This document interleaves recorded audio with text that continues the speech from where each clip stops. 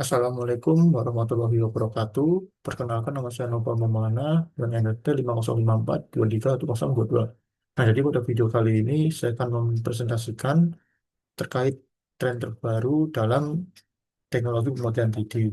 Nah, untuk punya saya ini judulnya itu AI Driven 3D Modeling, yaitu revolusi desain digital di era generatif. Oke, kita langsung lanjut saja.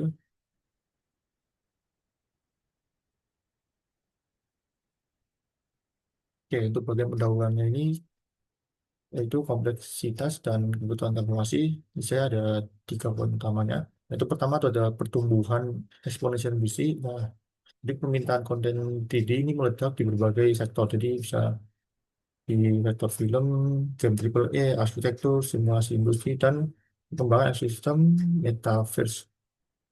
Metaverse ada, terus ada AR dan juga VR juga. Lalu yang kedua itu ada tantangan modeling dalam metode tradisional. Nah, pemodelan 3D manual ini melalui perangkat alat tradisional seperti Autodesk Maya dan Blender. Nah, dia itu sangat kompleks ya. Jadi membutuhkan keterampilan yang tinggi dan menghabiskan waktu serta sumber daya yang signifikan juga. Lalu yang ketiga ini ada kesenjangan sumber daya.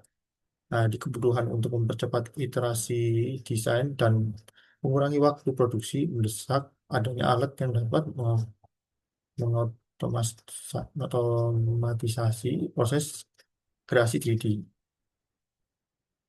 Kita lanjut. Nah, jadi untuk konsep integrasi ini apa itu AI-driven 3D modeling? Nah, untuk AI-driven 3D modeling ini sendiri itu adalah proses otomatisasi yang memanfaatkan algoritma kecerdasan buatan generatif untuk mengubah input sederhana. Jadi kayak misalnya inputnya kita teks, bisa gambar 3D juga atau video juga bisa. Nah, itu menjadi model 3D yang kompleks dan siap pakai. Nah, jadi misalnya inputnya inputnya teks nih, teks 2D. Nah, selanjutnya bakal diolah ke mesin generatif AI. Nah, nanti mesin generatif AI ini akan menghasilkan output yaitu berupa model 3D yang bisa juga dia high fidelity. Nah, jadi tujuan utamanya itu adalah untuk mendemokratisasi kreasi 3D. Nah, itu memungkinkan desainer atau non ahli juga itu bisa membuat aset yang berkualitas tinggi dan juga cepat. Nah, jadi ada beberapa teknologi utama yang mendorong ya. Jadi yang pertama tuh jelas ya, generative AI itu sendiri. Jadi model pembelajaran mendalam deep learning. Nah, dia mampu menghasilkan data baru. Jadi model CV dan teks itu juga bisa dari data pelatihan yang ada. Lalu yang kedua ada neural radiance field atau NERF. Nah, jadi rekonstruksi pemandangan 3D dari koleksi gambar 2D yang ada. Nah, NERF ini menghasilkan model 3D yang sangat fotorealistik berdasarkan cahaya dan sudut pandang. Lalu yang terakhir ada Gaussian splatting. Nah, jadi ini teknik rendering real time baru yang lebih cepat dari NERF. Nah, jadi dia menggunakan splats 3D visual yang sangat cepat dan akurat. Nah, ideal untuk aplikasi real time. Nah, jadi contoh penerapannya itu bisa ada di Shopee untuk menghasilkan model kasar dari teks. Sementara ada juga Luna AI itu memanfaatkan NERF untuk rekonstruksi turistik dari video. Nah, jadi ada beberapa galeri art populer dalam 3D modeling ini. Jadi saya ada empat sini. Pertama ada sapi yang utama. Jadi dia tuh sapi itu dia inputnya tuh generasi dari teks. Dari teks dan jadinya untuk ketikgi. Dan jadi pembuatan model konseptual yang sangat cepat ya untuk SAP. Lalu kedua ada Kaidim. Nah, Kaidim ini dari gambar 2D terus bisa jadi ke 3D. Nah, itu bahasa 3D ya. Nah, lalu yang ketiga ada Lumai tadi ya, dia realistis ke 3D. Nah, jadi dia bisa, kalau untuk rumah ini bisa dari video. Inputnya itu bisa jadi video. Nah, lalu yang terakhir ini ada Omniverse dari NVIDIA. Jadi kalau bisa simulasi, jadi dia sebuah platform kolaborasi real time yang mengintegrasikan berbagai alat AI. Next. Jadi sini dampaknya apa untuk dampak ini lah, sinyal AI pada jalur kerja desain juga. Nah, jadi sini ada tiga saya. Yang pertama itu ada efisiensi waktu dan biaya. Nah, jadi dia bisa memperpendek siklus prototipe dari hari menjadi hitungan menit saja secara gratis dan juga bisa mengurangi daya produksi aset sendiri. Lalu yang kedua ada peningkatan kreativitas. Nah, jadi desainnya tuh bisa fokus pada penyempurnaan dan konsep besar. Jadi nggak hanya pada tugas modeling saja yang kreatif dan juga tidak memakan waktu banyak. Oke, lalu yang terakhir ini ada aksesibilitas dan kolaborasi. Nah, yang seperti awal saya bilang tadi, yang misalnya yang bukan di sana tuh ya non ahli itu, jadi dapat bisa ikut juga ikut berkontribusi dalam pembuatan aset tinjauan sendiri.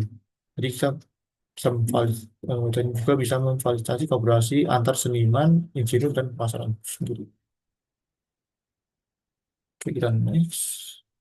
Nah, lalu sini juga ada tantangan etika dan tanggung jawab ya. Untuk setiap seorang desainer juga. Jadi untuk sharing dengan informasi, inovasi itu muncul pertanyaan krisis tentang hak dan kendala konsep kreatif. Nah, untuk pertama ini adalah hak cipta dan keterampilan datanya, kepemilikan datanya sendiri. Jadi siapa pemilik dan model DT yang dasarnya ini kan kita nggak tahu. Terus bagaimana memastikan dataset pelatihan bebas dari pelanggan hak cipta itu gimana? Itu juga perlu dipertimbangkan juga. Lalu yang kedua ada eh, keandalan dan akurasi teknis. Nah, dalam sektor industri bisnis ini ya, arsitektur atau teknik pun model AI itu harus diverifikasi manusia untuk menjamin toleransi dan presisi teknis itu sendiri. Lalu yang terakhir ada bias algoritma dalam dataset itu. Nah, dalam pelatihan yang bias dapat menghasilkan model tinggi yang kurang beragam atau replikanya bias budaya yang tidak disembunyikan itu sendiri. Oke, terus, nah untuk visi ke depannya, nah jadi masa depan desain tinggi yang bisa dibentuk oleh AI ini ada tiga menurut saya ini ya. Jadi pertama tuh ya bisa memahami gaya kreator. Jadi model AI akan dilatih secara profesional untuk meniru gaya artistik dan preferensi tekstur spesifik jadi seorang desainer tersebut. Lalu kedua itu integrasi XR yang mulus. Nah, aset 3D generatif ini akan secara otomatis dioptimalkan untuk berbagai platform extended reality. Jadi ada AR, bisa ke AR, VR, dan MR, dan juga metaverse. Itu juga bisa. Lalu tadi ada simulasi real-time cerdas. Nah, AI ini akan mampu menghasilkan dan manipulasi model 3D dalam lingkungan simulasi cloud secara real-time untuk pengujian dan pelatihan. Oke. Untuk kesimpulannya itu sendiri, sebagai mitra kreatif. Nah, jadi ada dua nih ya kesimpulannya. Akselerasi proses digital, jadi apa, AI driven di model ini adalah kunci untuk mempercepat interaksi, jadi mengurangi bottleneck juga dan kontras, mengkontras, mendemokratisasi akses ke kreasi konten di berkualitas. Lalu juga peran desainer juga berubah. Nah, desainer bisa beralih dari operator teknis menjadi direktur kreatif. Jadi bisa berfokus pada narasi, si konsep, dan juga bisa melakukan prompt yang cerdas. Nah,